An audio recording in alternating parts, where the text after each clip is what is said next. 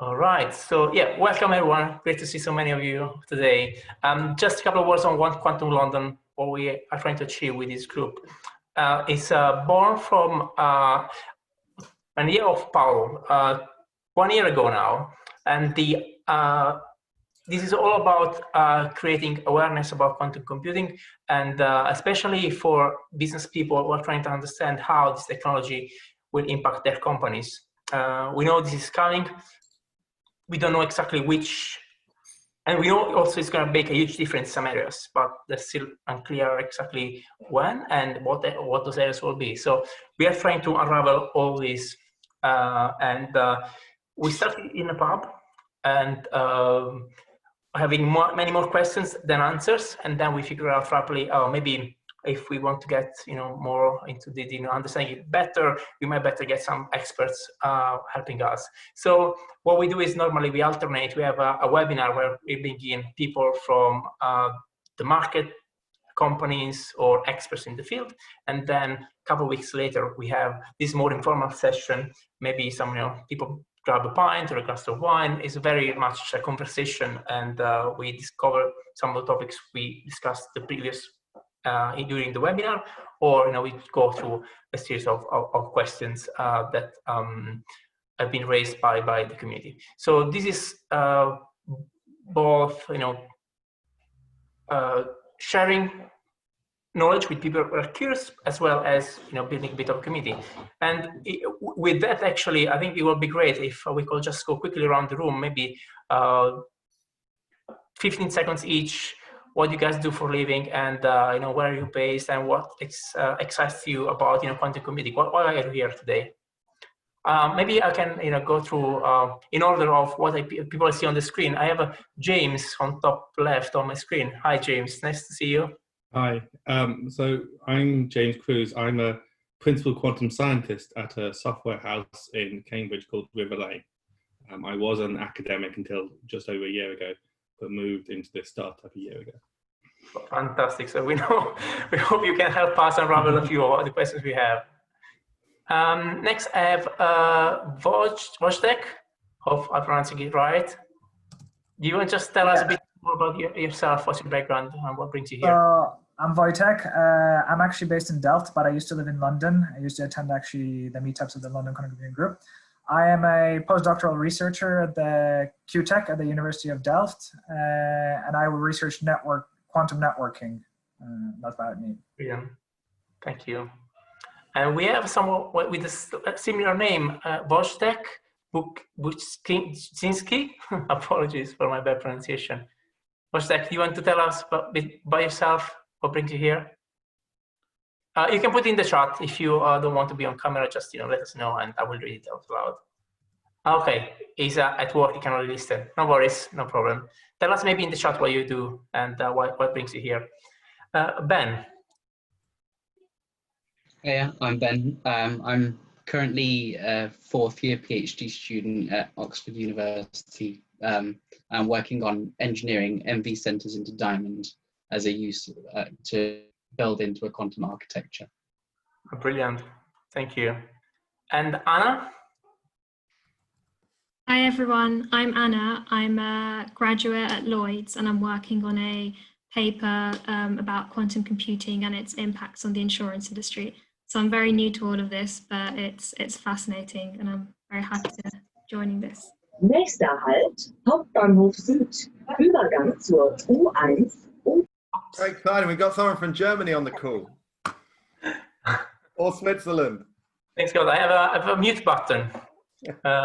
Chris Carney, you're up next. We know you, but tell us a bit more. Everybody, I'm sure some of you probably already seen me on these calls before. I am very much an insurance practitioner. I've been in insurance for too many years, London market and beyond. But I'm very interested in what our world is going to look like when quantum computing becomes mainstream, and the journey along the way, and particularly what sort of risks it's going to bring to our business, and what new opportunities there are for insurance products and services. So I'm really quite interested to see what this is going to look like down the line when it becomes real and tangible and actually in use what it'll do to us and what it'll do to the landscape. So that's me. Thank you. I think we have Keno next. I don't know if you can hear us. No. Yeah, if you want, just put it on the chat. Just what do you do for a living and what brings you here. But no worries if you don't. Gergo, can you tell a bit about yourself? Hello, I'm a software engineer at ThoughtWorks, and I'm just curious what this thing is all about. That's all about me. So, does your company? I assume then your company doesn't specialize in quantum. No, it's a consultancy. They do everything, of course. Good. Good. Thank you. Thank you. Satya? Hi, I think my links are not working very well, so I will not switch on the video, but can you hear me? Yeah, we can, yes. Yeah, so Satya Samal, I work for a IT consultancy. I think the reason I'm here is many of our clients have started to ask us about what is quantum computing and is that relevant for that business? So I want to be part of this group to understand how this area is developing so that we can start to think about this together with our clients. Brilliant. Thank you so much. And finally, Eugenio. Hi. Yeah, Hi. I'm Eugenio. I did actually a PhD in physics, quantum physics, but now I work in a fintech startup here in London. And yeah, I'm interested in maybe going back to explore quantum applications to the real world. At the moment, just focusing on quantum and link with the way, but yeah, maybe I'll change my mind. Yeah. And we got a message from Wojtek in the chat. So he works in investment management, and he covers emerging technologies, regulation, governance, and he's also a PhD student at Cambridge, and he's researching ethics and applications of AI in financial services. He's interested in quantum more as a geek enthusiast side, and finds technology fascinating, and attends a number of events similar to this one. And funny, I think I missed introducing myself, and Paolo also, I think I missed you. So my name is Emanuele, everyone calls me Em. I work in insurance, and I help running an innovation lab for an insurance company. Quantum, I'm curious, very curious person. I don't have background in quantum physics, but very much curious about what changes this is going to bring to us. And finally, Paolo, I think I'm left with you. Hi, I'm Paolo Cuomo. I work in technology and ops in the insurance space. My career has sort of in various industries had the theme of saying how can new and emerging technologies have an impact on sort of the industries of today. I've done it in retail, I've done it in government and police force, and now looking at it in insurance. Yeah, similar to what Em says, similar to Chris says, it's sort of understanding the journey. I did enough education to realize I don't understand the underlying technology. And what I'm keen to do is through discussions like these, allow us to put the technology to a side and say the people who do understand it are the ones who are going to build things. And actually, those of us, there's a role for those of us who can articulate the value of what that technology can do in a business sense and how it can change industries and things. And this is why I'm particularly excited about some of the questions that Anna has asked that we discussed today, because they fit right at the heart of, okay, this is a new technology. If you want to get excited about the underlying tech, that's great. But if you want to get excited about the impact it might have, let's start discussing some of those topics. And that inherently is the intent of this group. And I'm really looking forward to the next 40 minutes or so and getting everyone's varied inputs on those questions. And also, any other topics that you think might be relevant, such as what Chris was saying right at the start of the call. Thank you. So yeah, let's crack on. We have a number of questions which Anna has raised. There is a link in the chat. It's the first one. If you scroll back up, it's a Medium article, but I will read them out loud. And if you find anything there which is particularly interesting and you want to cover, please, let me know in the chat and we'll make sure we'll cover that. But the first question is, when do you think corporate risk managers should start considering the risks related to quantum computing, both direct risks such as quantum threats to cybersecurity and opportunity costs of not utilizing the power of quantum computing? That's a clear insurance angle there. Does anyone have a view on this one? When should the risk manager start worrying about these things? The first thing to say, particularly with cybersecurity, there was an interesting paper put out on the archive this week, which does a statistical analysis of predictions for when we expect to see something which can break 2048 RSA. And I think, if I remember correctly, I'll try and find the link to the paper in a second. It was suggesting that the earliest we could expect it with a 95% confidence was 2039. So we have a little while yet. A question for you, James. One topic that comes up often, and I think you're new to these discussions, so it'd be good to have your view, is that you're absolutely right. We're not sort of a year away from being able to decrypt this stuff, but if we steal it from someone now and stick it on a hard drive and then come back, most of that data will no longer be interesting in 2039. Some of it might. I don't know if you've done any thinking on that.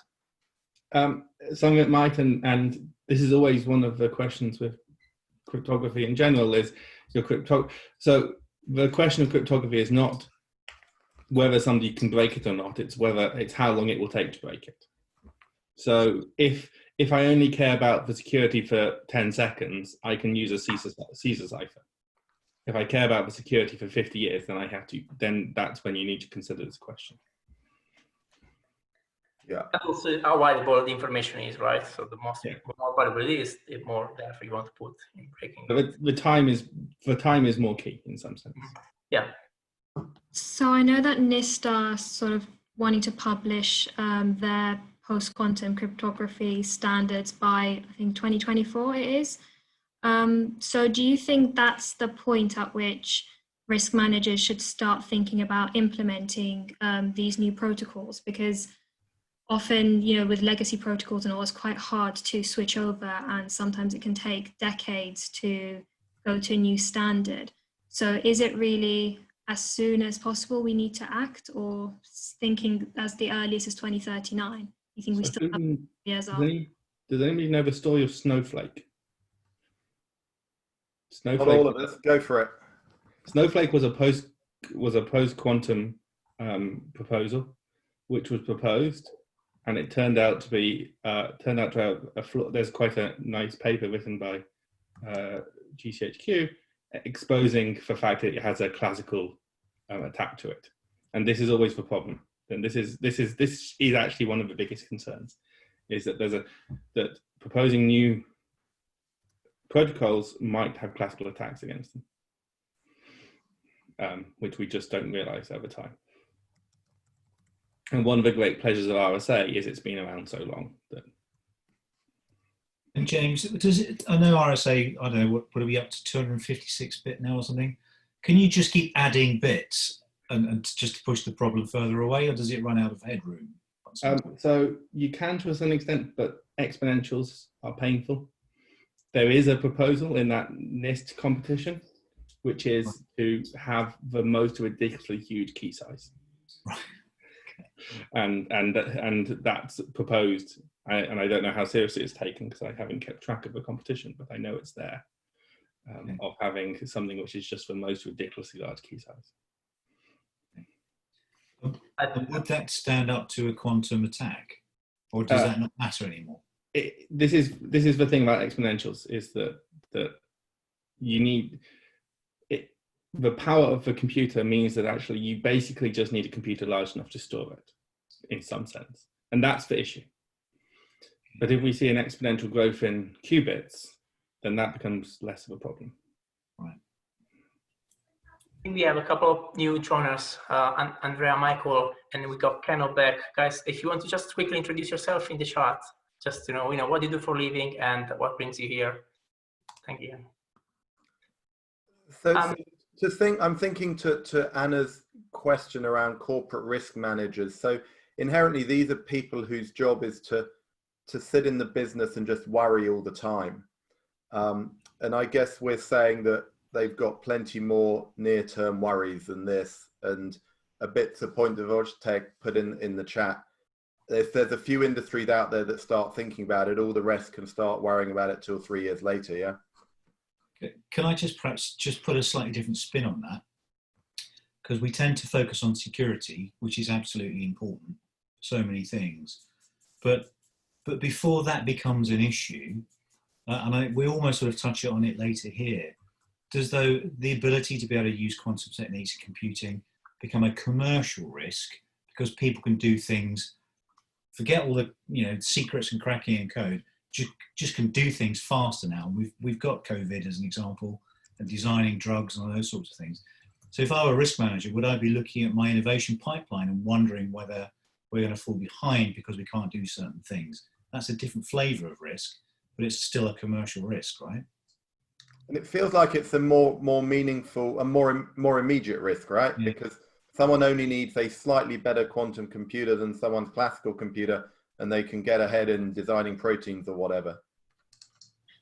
So I think it's important to perhaps separate those horizons into different categories, yeah? So security and some of those fundamental things may be a little way away, and maybe we can keep nudging it further away by being smarter. But other horizons are perhaps getting closer and maybe need to be thought about in a different way. So it's not just, I don't think it's one problem we're talking about. I think we're talking about several interlinked problems.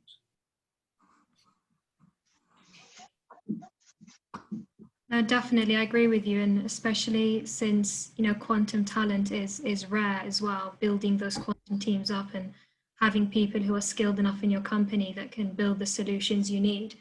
I don't know, I think might be a problem, but I'd be keen to hear what everyone else thought about that. It sort of takes us to question 3, which I'm about to post if I can find the chat window again. It's a problem having 3 screens. Which was, what industries might see discontinuity, and so if someone can make a 1% better improvement in most industries, that's sort of great, but it's not dramatically driving change. Are there industries where that marginal improvement that an early stage quantum computer might bring would be really meaningful, do we believe? Yes. I guess the classic with that would be like the traveling salesman. So say Amazon wanted to deliver packages faster.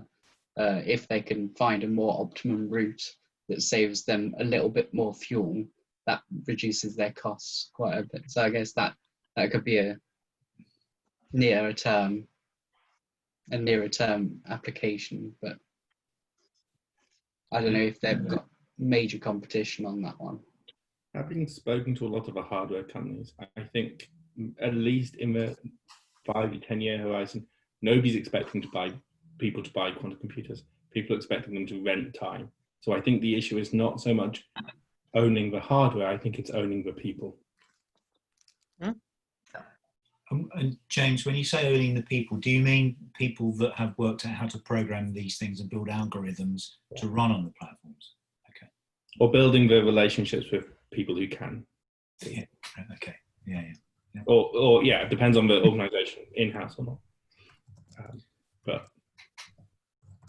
And I think universities are gearing, but I think we are going to have a skills gap if we're not careful. And so just to understand that though, is the question who can, inverted commas, code, or is it the question who can work out which problems one ought to use the quantum tool set to try and answer? How to translate a business problem into something solvable with quantum? It may well be both, right? And are they the same set of skills? Probably not the same set, but they're probably related. Do you think we're training at university people with those sort of thinking capabilities or ways of going about solving these problems? You know, are we focused perhaps on the mechanical and the research side, and not necessarily being able to drive in and actually frame problems in a quantum computing way? Which, you know, is it just all the same, or are there different courses, or are we not running the right courses? Has anyone got a view? I would say that sounds like a postgraduate kind of thing. That's the kind of stuff that starts to become more thought about when people are doing their PhDs, and during undergrad it tends to be more like learning the fundamentals of, I mean, if you did physics, it would be learning the fundamentals of how a quantum system works. Or if you did computer science, it would be how to code and that kind of stuff. Yeah. But then maybe as you go to higher level degrees, then it turns to a bit more, how do I think to solve the problem? How do I get good at problem solving and utilize the tools that I know? That's what you're doing, isn't it? Right? But yeah, so I'm working on the hardware, but I'm also interested in trying to work out how to implement these things in a more. So from your perspective and seeing where you are, do you see a sort of a PhD pipeline of people being sponsored through to solve these sorts of problems? Is that what you're seeing? Quite possibly, yeah. I think, yeah, there's scope for it. The problem is that just the amount of time it takes to go through a PhD program and go through undergrad to PhD. It takes 5 to 7 years, maybe even 5 to 7 years from starting university to getting out into the workforce to be the point where, so it takes quite a long time. So there might be a gap while everyone's starting to train up for it. But that's quite interesting though, because in a way that's the horizon on that IBM article we're actually thinking about, isn't it? Yeah, that's true. You know, we're thinking about, again, if you believe the article, a trajectory where in 5 years' time, it looks like there'll be sort of reasonable availability of quantum computing at scale. Just at the time, we'll probably need people that can do that and ask the right problems, to Paolo's point, and also then just get down to solving them. Mm. So it's kind of a now question in a way as to what's happening at university. Interesting. It is important to have more undergraduate training for it, and there is, I've just shared the link. I think University in Sydney is offering the sort of first quantum engineering undergraduate degree, which is a... Is that a technical degree, Anna? Like, because then I think this is exactly the question, right? It sounds like it's the obvious thing to start if you're a university, whether undergrad or PhD, is saying, hey, we want to train people to be able to build these things. And then given the lead time, if we all only realize in 7 years' time that we need to train people to code these things, we're completely underutilizing their technical capability for half a generation. So I think what's interesting is you know, all those of you who did sort of semi-technical degrees where they stuck a bit of computer coding in it, even though you were never going to be a computer coder, to help you understand a little bit about how you need to think, and you combine that with your you know, civil engineering degree or with your business and management or whatever. That's what's going to be the interesting combo of the two, isn't it? Mm-hmm. I think the question for people from university here: do you see that kind of offering in terms of, you know, training, or is it still not there yet? That role of translators. Can I add a quick comment on this? So I was, until a year ago, in the actuarial science department at Heriot-Watt. So actually quite close to the insurance industry in that. And I saw how much of a difficulty it was just getting basic programming into the degree program, let alone anything quantum into there, and how fighting the actuarial profession was a real challenge to even do data science, let alone anything else. Wow. Okay, that's very good insight. So I want to pick up on the point Paolo raised, because obviously we talked about, you know, the mechanics of keying in and everything, but, you know, in my experience has been, there's often been a gap between, you know, the business person who's a, you know, in my case, a fantastic broker who's out there doing deals, and the technologist who knows how to code stuff. And there's always that gap in the middle That's often where the failure is to translate from one to the other. And I think, Paolo, you said, you know, that you have to be able to ask to frame the questions in the right way, or find the questions that need to be framed in the right way to be deployed on a quantum platform. And I guess it's all well having people that can code on the damn things, but if you can't actually find that leading edge of advantage and then use the technology to deliver that, it's still going to be slow, isn't it? So, well, and it's interesting that the point from Satya in the chat is an interesting one, right? Because airline industry, I think, you know, we've all heard on off that, you know, network optimization for their routes and therefore around fuel and stuff is clearly a win, and it's clearly very suited to the type of problem that a quantum computer would solve. The reality, of course, is it's not massively complex. It doesn't change very often, so you could get there.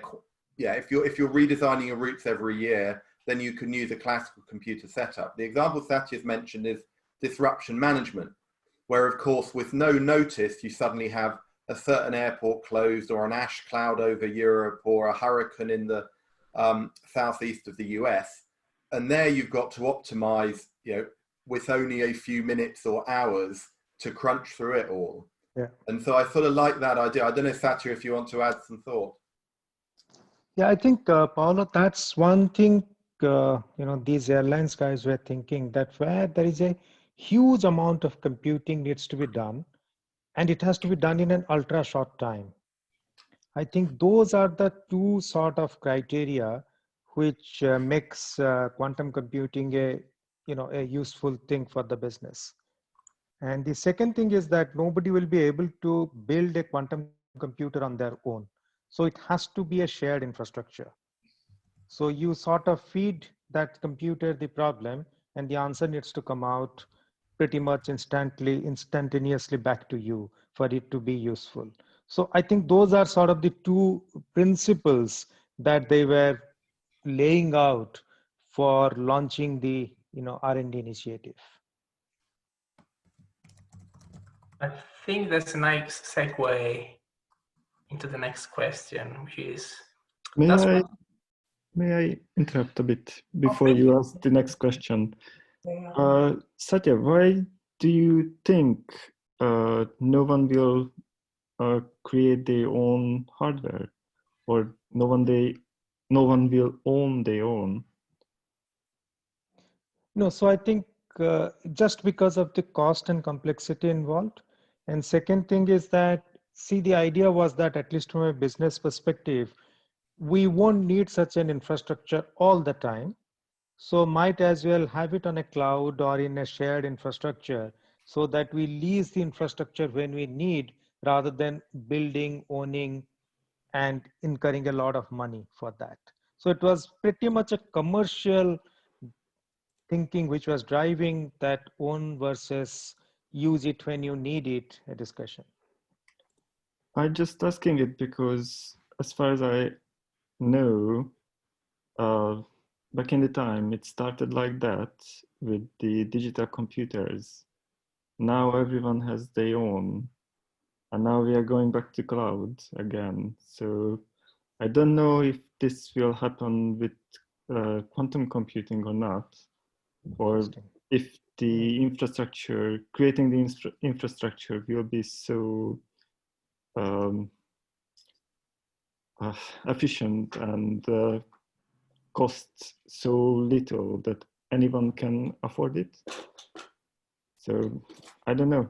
It's just We also had a comment in the previous session where there is a little movement of people starting building their quantum computers in their garages. You know, they're not as powerful. They just use, you know, different technologies. But you know, that's an interesting parallel, seeing the same cycle happening for classical computing now happening for quantum. I think it's just that time will tell. But you know, potentially, if the cost of the technology goes down, why not? Taiwan might have their own quantum computer in the future. Who knows? I guess the cost of the... Sorry, Chris. Sorry, no, you go ahead, Anne, please. I was just going to say, I guess with quantum computing, the cost of the cooling systems and all, what the major barrier would really be, and whether the cost of something like, you know, cooling something to temperatures of millikelvins is ever going to go down is really the question we need to ask, unless qubits somehow can be, I guess, manipulated at room temperature. Well, that's one of the applications of some of the other, so like the semiconductor ones are millikelvin, yeah, but then other approaches like the diamond and a few others at 4 Kelvin. So you just need helium. You don't need to rotate it through a dilution refrigerator. So, and there are some quantum technologies that would be possible at room temperature, probably not universal quantum computing, but the lower hanging fruit of like quantum sensing and all that kind of stuff is probably available to be done at room temperature. So you probably won't get a universal quantum computer in your garage for any time soon, maybe not for the next 50, 100 years, but like a small device that does something small might be available, I would say. And Ben, just for our education, certainly the non-technical amongst us, you know, you make it sound like 4 Kelvins, you know, clearly not quite as chilly as 4 millikelvin. From a technical point of view, there's a fundamentally easier situation. Is it cooling to 4 rather than 4 milli? Yeah, so you still need to essentially douse your system in helium, and helium's expensive. So, but helium itself naturally exists at 4 Kelvin if in liquid form. If you keep it in liquid form, it naturally sits at 4 Kelvin. Whereas to get to the millikelvin scales, you need to do some fancy stuff to it, which makes the cost rocket up quite a lot.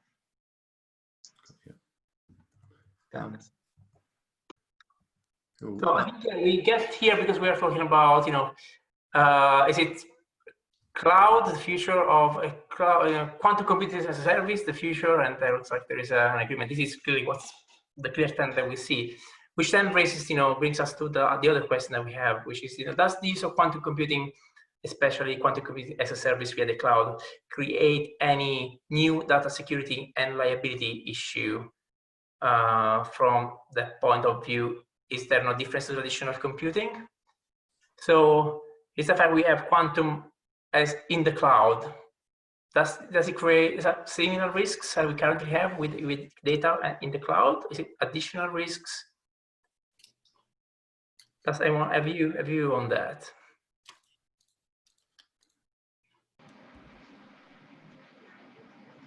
So just to give a thought then, so my view is there's no difference. Essentially, you have a cloud service, and whether it's you know, pinging one blade in a Azure data center, or it's hitting, you know, the entirety of Amazon Web Services Eastern Seaboard server farm, or it's going to a quantum computer somewhere in California, you as the question, you know, you need to be happy that your data is secure, but there's no reason the tech would be different. It'd be great to know if any of you think that there's a fundamental reason why the security of the data might vary. It's also worth pointing out that it's a little, from a implementation point of view, it's not really working of a quantum computer, it's working of a quantum processing unit, which is attached to a normal classical computer. And therefore, nearly all the access will go through the classical computer. And the quantum processing unit will be just tasked with circuit execution. So the weak point is the network transmitting, communicating to the cloud. It's not the quantum computing itself. So unless you make that a quantum secure, the network is a quantum secure network, you will have exactly the same risks, I think. I just wanted to ask, I don't really understand this very well, but I was reading something about the no cloning process and how the fact that quantum data cannot maybe be deleted could have some sort of GDPR implication. Because under GDPR, if you ask someone to delete your data, they need to do it.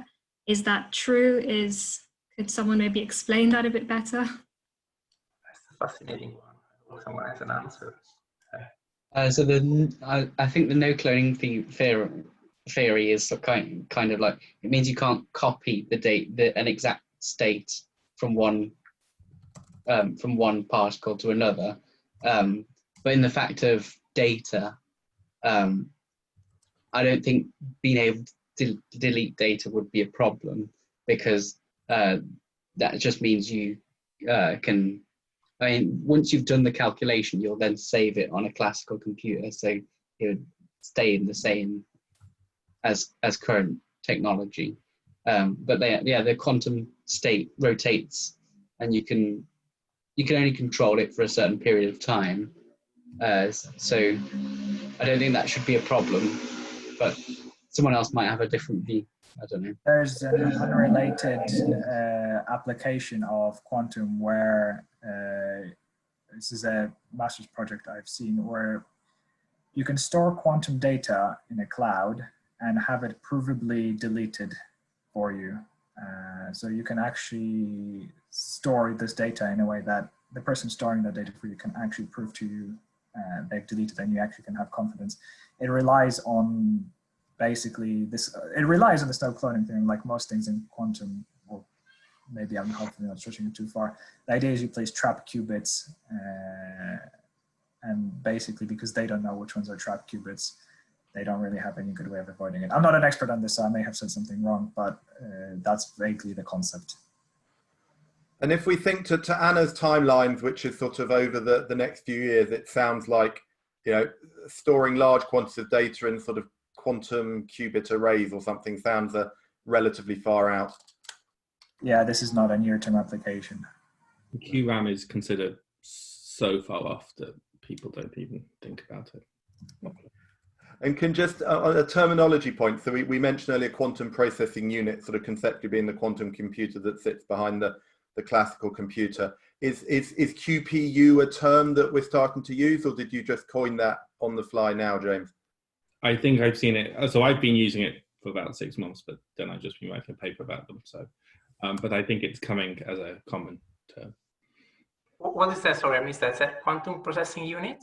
So think of it as a quantum version of a GPU. It's a quantum device within a classical computing framework, and especially in this near-term quantum computers, people care about the interface between classical and quantum, and so they treat quantum as a part of a bigger computer. Right. And everybody expects a substantial piece of classical computing to be there. We don't expect everything to be done on the quantum computer. Right. Cool. Talk applications then in terms of question 5. So yeah, I remember we had in one of the discussions equivalent to this one we were having back in probably March, and I don't know, I think it might have been D-Wave, was like, anyone who wants to try and solve a COVID problems will basically lease some space on our units for nothing, which was, you know, good marketing. Has anyone heard that come to any fruition? James is laughing. I don't know if he tried. Yeah, did you try and solve COVID, James, on your own one Saturday? We didn't even try. Was it possible at all in the first place? The molecules that quantum computers, circuit quantum computers, struggle with lithium hydride, which is tiny. D-Wave, a bit more, but still, it was a publicity thing. It made a lot of quantum scientists quite angry. But that's interesting. Sorry, if we take a diversion of that, so did it make them angry because they just don't like people who do publicity? They want people to do hard technology, or did they think? Because to my mind, it was good from a publicity point of view for quantum computing generally. They were worried that it overhypes capability. Okay, which of course from a timeline point of view it does. But if we were sitting 30 years hence, presumably it would gobble it up for breakfast and have a vaccine by lunchtime. Yeah. Yeah, yeah. So this is the thing: is that there's a lot of concern that there is a quantum winter, what people call quantum winter, coming in, and this speeds it along, claiming you can do more than you really can. And the AI quantum winter we sort of saw was a result of it got close enough to the general public to get them excited and then let them down. And also, of course, there was proper quantities of naive VC money going in, which then got let down. As an outsider, it feels that most of the public still doesn't care, and most of the VCs who are looking at the space are relatively savvy, i.e., they are sort of deep tech VCs and stuff, rather than just some of the generic ones that say, oh, let's do a bit of a quantum investment. Would you guys agree, or do you think that the quantum winter risk is actually because quantum is now on so many people's minds? I think we're still a way off, but I think people are concerned that it's coming. Yeah, I get asked relatively often how long it will be until we have a device that can do everything we want to do. And I keep saying it's further away than everyone's saying on the internet. Just because a lot of people have been like, come on, give it to me now, kind of thing. Yeah, I think Anna and I were discussing the TV program Devs. I don't know if anyone's seen it. Sorry, yeah, it's a bit weird. It's very weird. Presumably it doesn't help your cause either, Ben or James, right? It looks, I mean, A, it's sinister, and B, it's clearly just far too far out there. It was a bit sci-fi, really, yeah. But for those who haven't seen it, I would recommend it for good telly, as long as you switch off any sort of engineer within you as you watch it. Is that BBC or Channel 4? What's that? I think it was BBC, was it? Okay, well, let's check it out on the app. Can I circle back to a point James made earlier, because I thought it was worth sort of just digging into for a second. You likened the possibility in the future of having quantum GPU equivalents. I think if I understand that, what you're saying is specialized processors that form part of, the box, if you like. So I know what GPUs do and how they're being used for all sorts of problem solving. Do you think there is a hybrid solution that will get us to a sort of Pareto position where, as computers speed up, they'll be able to do the bulk of pre-processing, if you like, and then you can offload that onto a quantum platform? So particularly what are called near-term quantum algorithms are hybrid in their very nature. Right. So, so the big one in optimization, which is probably what this group cares about most, QAOA, I always get that wrong, is a hybrid algorithm, and it does something very specific on your qubits, but uses your classical compute to do a big sort of traditional optimization as well. Okay, so when we talk about, as Ben was saying, a fully optimized general purpose quantum computer is probably quite a few years away. I'm sure it is, if we're still talking about 1,000 qubits in 3 years or something, right? So, but these hybrid solutions working together, do you think there's a different path and a different way of optimizing some of these solutions? I think there definitely is, and I think, but it comes down to you use the right piece of hardware for the right video calculation. So you have in your cloud computing platforms, you already have your classical CPUs, you have your GPUs, you also have your FPGAs there as well nowadays. Yeah. Now, at some point, you will have some qubits. Right. Okay. That makes sense, and that seems to me a very pragmatic way of starting to get some real traction on some of these things. And this will definitely be the way that the near-term quantum chemistry goes. They're already looking at doing those sort of hybrid cases. So the thinking actually has to be not necessarily where are we going to get to with a fully quantum solution, because that is still a way away, but how do you mix, how you say, tensor programmers, and how do you mix the stuff together to solve a particular problem? And that's interesting, because obviously there are more pieces to jiggle around with, which doesn't make it straightforward, right? But actually, it's interesting. Thank you. That answers the question. Well, and presumably it takes a little bit back to, who'll become the billionaires in this, right? Presumably not the hardware manufacturers, they rarely do, right? It's the people who work out which problems can be solved with exactly the right ratio of quantum and classical computing to, cut down people's AWS bills by millions or whatever it might be.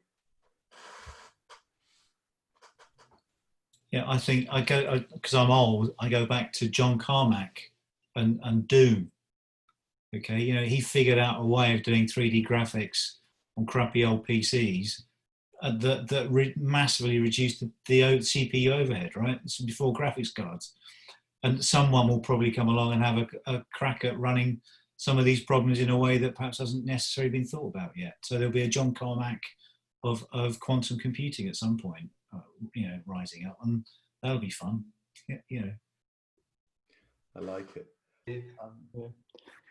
On that point, I think there will be a next level language on top of which is very hardware focused. Like we had assembly back in the days, then C++, and then we just don't know where the things are stored anymore. So I think that will come for quantum computing as well. And as long as that will not come, I don't think we are in a risk that quantum computing will be highly used. I think you may not realize how close that actually is becoming. There are many initiatives to do high-level languages. And cross-platform as well, right? Things that come out on different hardwares. I've seen some of those in the news as well. You might have probably saw my company. Okay, maybe. And just, it would be good actually, again, because many of you are new to this conversation, we've asked this question before, but just to check, how much should a corporate, an Airbus, a Pfizer, whoever that knows they want to use some of this, how much should they worry about whether they're buying a Rigetti machine or a D-Wave machine, etc.? Or is the whole point that they're buying it as a service and that there's a platform agnostic language layer on top, mean that they really simply only care about it as a mathematical problem, and then the interface layers will deal with it? Yeah, people are nodding, but not saying anything, which presumably means it's a boring question. Then it takes us down the interesting road of, if it's purely going to become a commoditized service behind the scenes, why is so much being pumped into it? Because if you're a Google or an IBM, then there's effectively two options. One is you either think that there's real money to be made in selling the hardware, or you think that yours are going to be so different to other people's. Thoughts on that? I think the Google and the IBM of this world plan on selling their compute. They don't plan on selling the hardware, they plan on selling access. That's the models we're seeing developing at the moment. See, I think one thing is that, see, whenever a new hardware comes up, people tend to put a less focus on writing an algorithm which is sort of can run on multiple hardwares. They tend to actually say that for this hardware, let me make sure that my algorithm runs. Then in the next phase of evolution, people tend to make it more generalistic. If I look at it today, say, for example, nobody is talking about how do I do my application so that it can run on Azure cloud or an AWS cloud or a GCP cloud. But after a couple of years, you would see applications actually being written so that they can run on all those applications without bothering about what's underlying it. My sense is that today a lot of focus is, okay, let it first run on D-Wave, let's solve the problem, and then we will think about how to take it to another piece of hardware or another standard as and when it comes up. I think that's how probably, if I just draw parallels with how algorithm and hardware have evolved in other parts. Now we might just have a very different pathway for quantum computing, but I'm just trying to project the learnings from the past or what happened in the past to the present problem. Yeah, no, that makes sense. And that's why it's interesting looking at the parallels of the first mainframes was sitting physically taking up the entire two basements of these large companies, and with the exception obviously those sort of headlines about Lockheed buying one and various other people buying one, most of even the corporate seem to be going down the quantum as a service route. Yeah. And therefore will we see the parallels we saw with the first big mainframes or not? I think we're all intrigued to see how that plays out. Yeah. There are so many competing technologies just for qubits now. It's very difficult to say where it's going.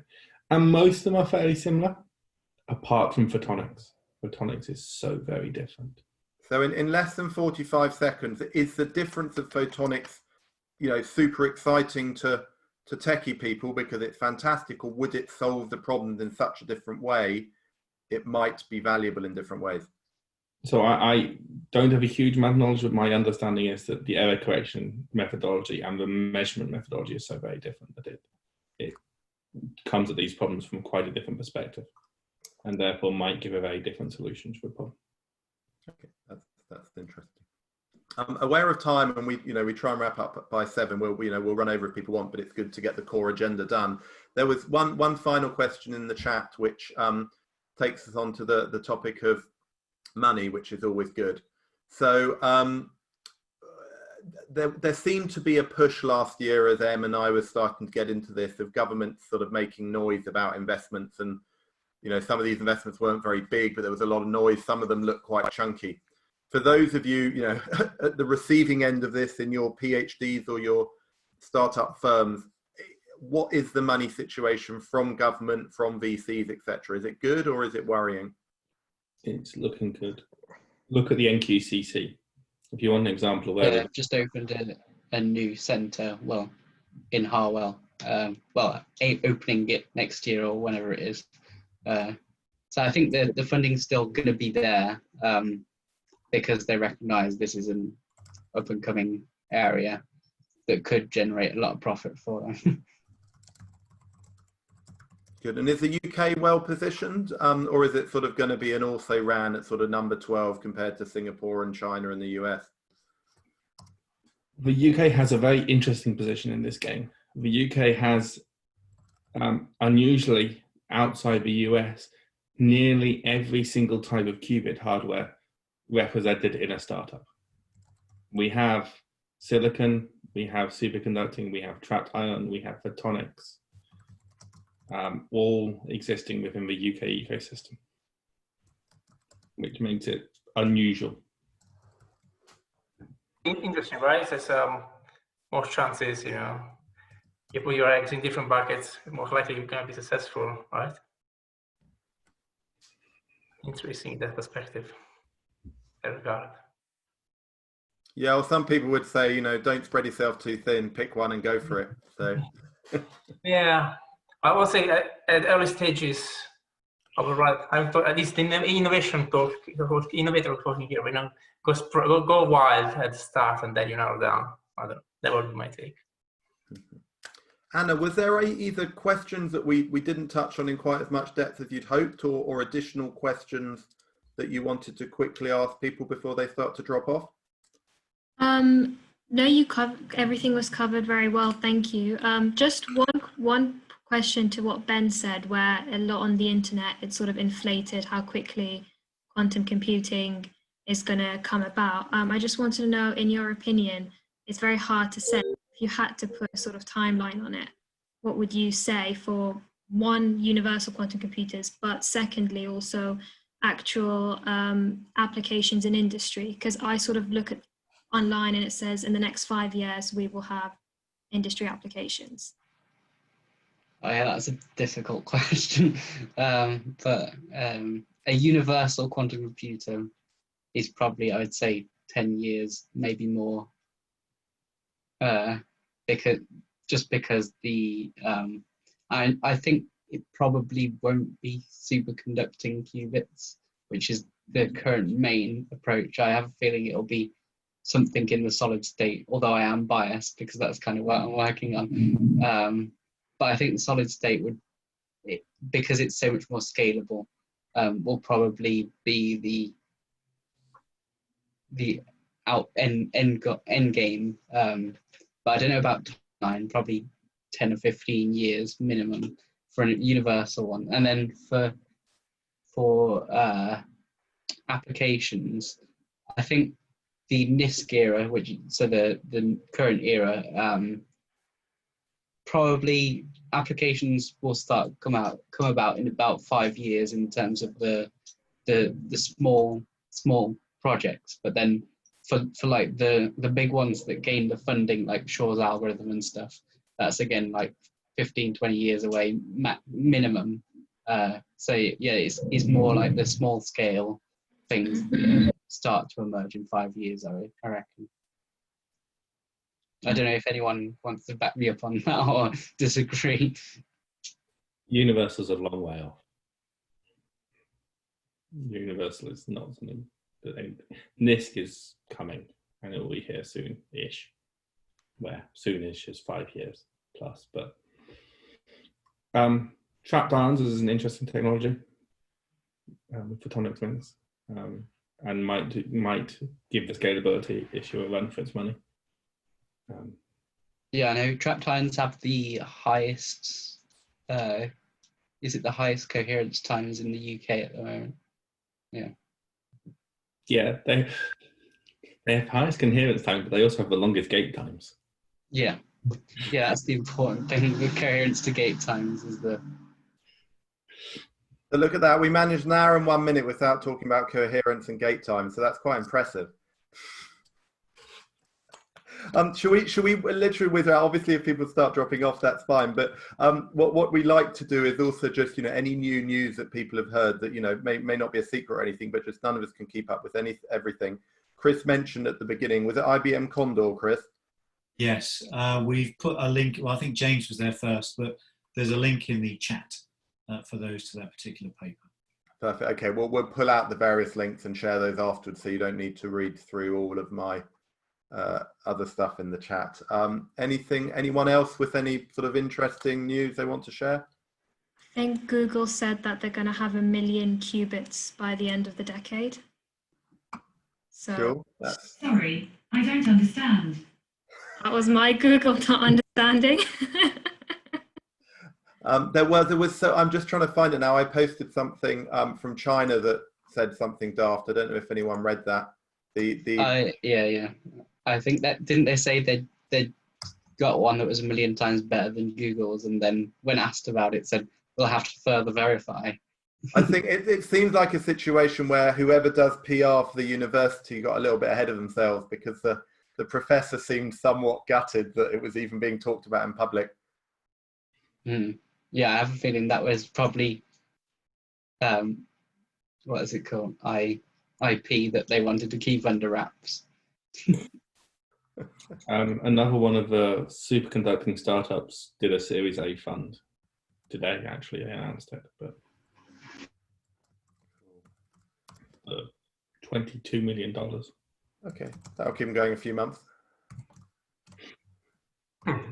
I did also see a technical. Sorry, go ahead. I was just being flippant. How much helium does that buy? Sorry, Cleve. I was going to say I did see a technical thing as well with silicon qubits. They've done some like dynamic decoupling to make them have longer coherence times.